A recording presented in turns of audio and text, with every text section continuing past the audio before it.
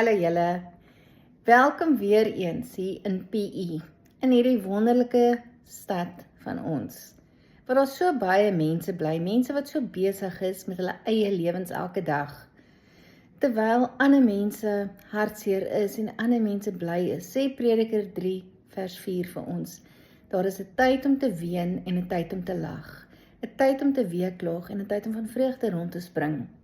My dae voel altyd so lekker en dit voel altyd of ek net kan lag. Want God sorg vir my, hoe klein of gering ek ook al dink 'n saakie is. Ek ken God altyd in alles.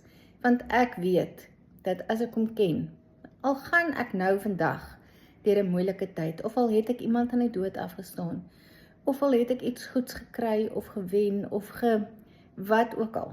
God is altyd daar en maak seker dat jy hom deel maak van al die dinge wat in jou lewe plaasvind, sodat jy ook van vreugde kan rondspring in elke oomblik van jou lewe. Al is dit net in jou hart, maak seker dat jy vir Vader ken in alles, in al jou besluite wat jy doen, sodat jy daai tyd van vreugde en lag elke dag kan aanskou.